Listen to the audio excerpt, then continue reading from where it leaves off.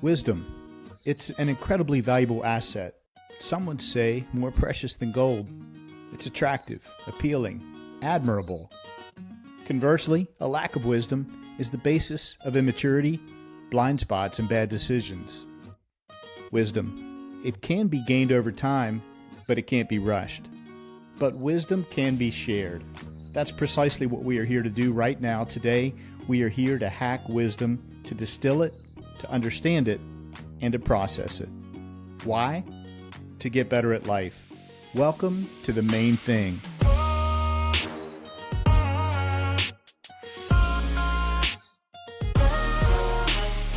This is your new Wisdom Podcast. I'm your host, Skip Lineberg, and I've set out to interview the wisest people I know.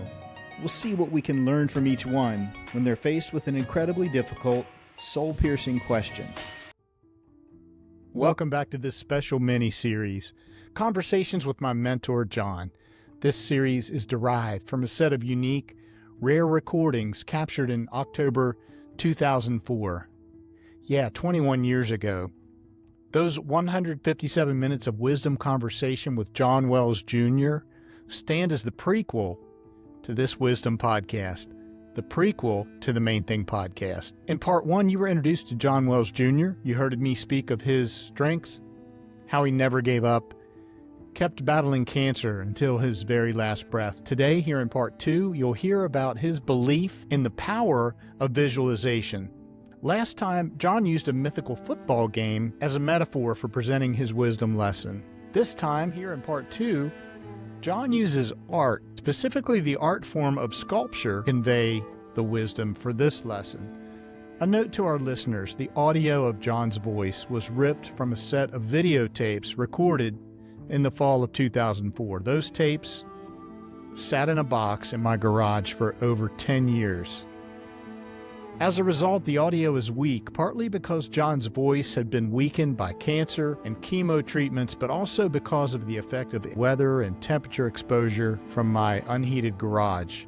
You'll likely want to turn up the volume when you hear John's voice. I promise you, the exceptional quality of John's wisdom message will outweigh the somewhat low and poor quality of the audio. Now, here's a bit more about my mentor.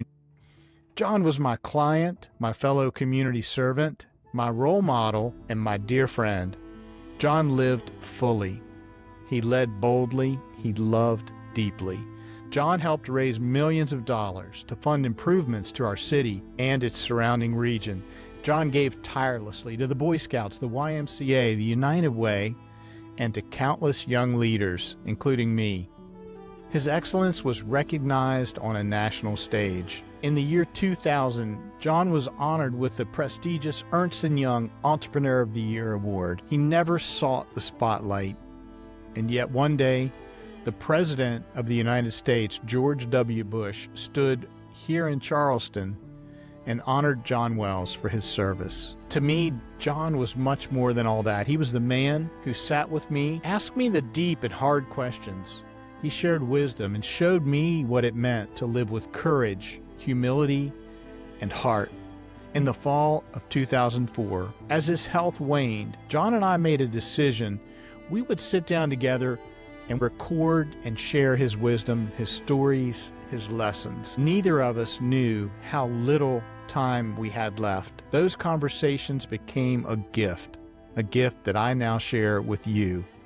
Each episode will feature John's voice, his perspective, and his timeless wisdom.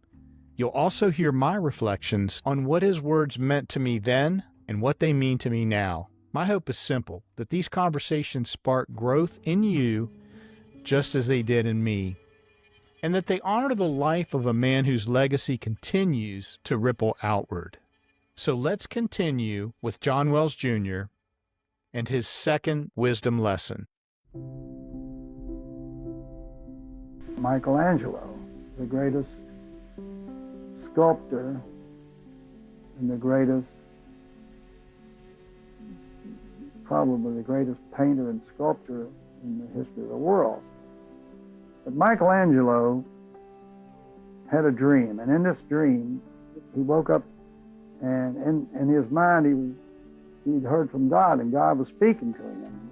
The greatest challenge of your life that I'm challenging you now is to create the world's greatest statue.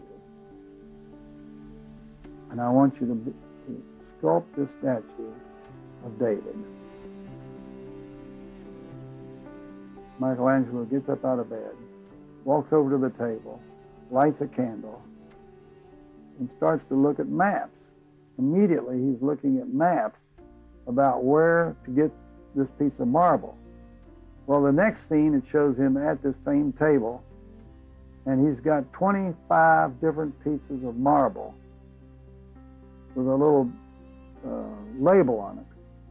And that label says this piece of marble came from southern Italy, this piece of marble came from a quarry in Milan, Italy, this one came from so-and-so.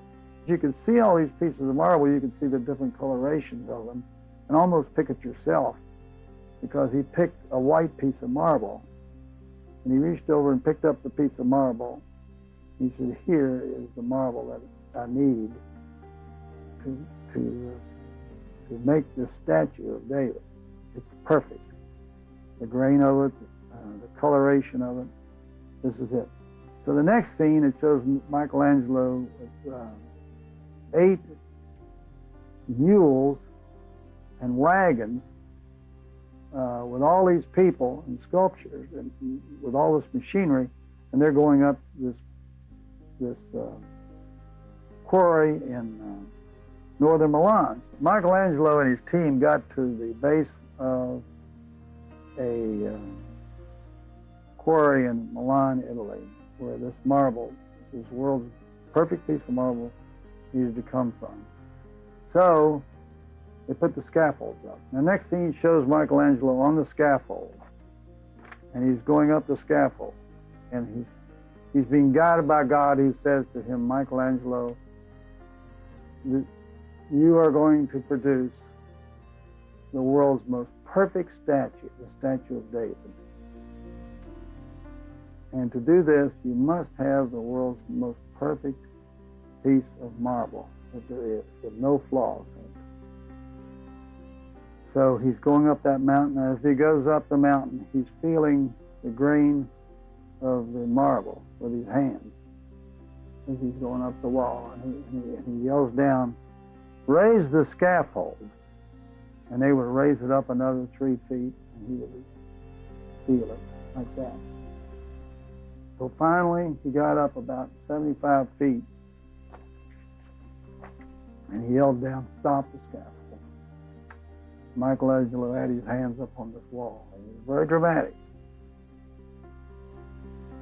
And Michelangelo at that point said to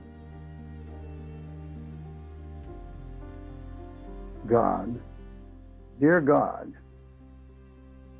give me the strength to go into this mountain and liberate the statue dwelling inside. Dear God, give me the strength to go into this mountain and liberate the statue dwelling inside. Now, obviously, you know what that means. Here is the world's most perfect form, and it already exists in the body of that mountain. Michelangelo is going to pull out a block of marble and scrape off the outside of it, to where when he's done, inside there is this statue dwelling of David. It illustrates the potential of attaining life's goals by perceiving them as already existing. Because if you truly believe and can visualize not what you want necessarily, but what is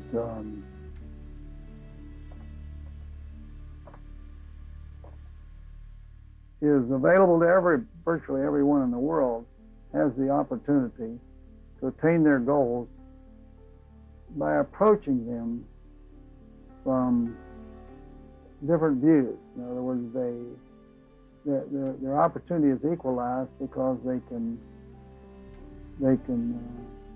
bring it to a more conscious level to where they can attain those goals instead of saying that's unattainable for me, that's for somebody else. And so in the final analysis, he gave Michelangelo that extra ability to go in and to attain the world's most perfect statue.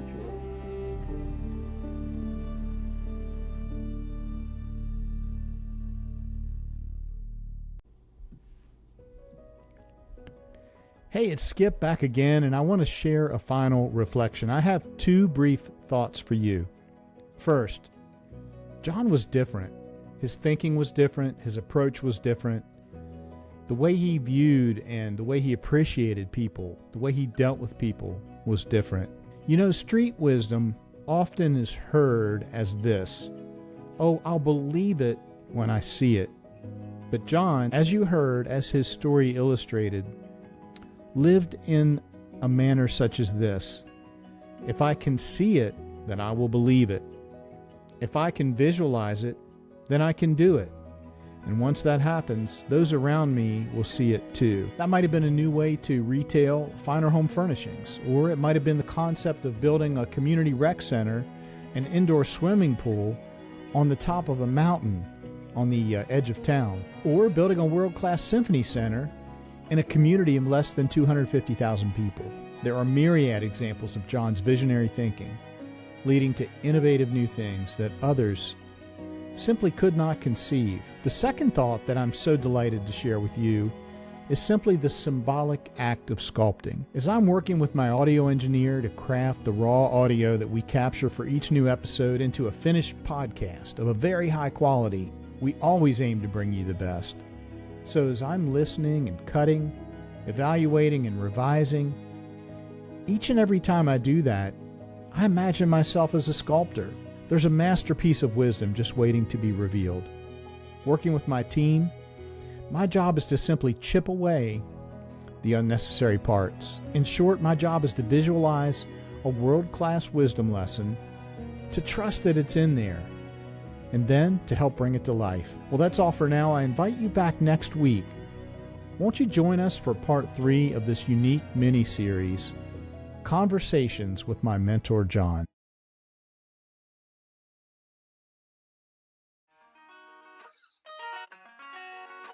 That goes by incredibly fast, doesn't it? Time flies when you're hacking wisdom. Thank you for listening to this wisdom conversation. If you enjoyed this podcast and found the wisdom lesson valuable, then I encourage you to share it with a loved one or friend. Did you know podcast recommendations from one person to another remain the strongest form of podcast growth worldwide? It's true, and we'd appreciate you helping spread the good word. Let's give a big hearty thank you to the crew of the Main Thing podcast. These are the folks who truly keep the wisdom pipeline flowing. Audio engineer Bob Hotchkiss, strategy advisor Andy Malinowski, public relations and partnerships guru Rachel Bell, social media and digital marketing expert Chloe Lineberg, graphic designer Emma Malinowski, and of course our patrons, those generous folks who provide monthly funding support to help underwrite our costs of production. I couldn't do it without you, nor would I want to. Your feedback matters a lot. If you have a question, a suggestion, maybe an idea, or even a nomination of a future show guest, I'd love to hear from you. Email me at info@themainthingpodcast.com. Well, that's a wrap for this show. I'm your host, Skip Lineberg, signing off for now and inviting you to join us again next time for another special delivery of wisdom.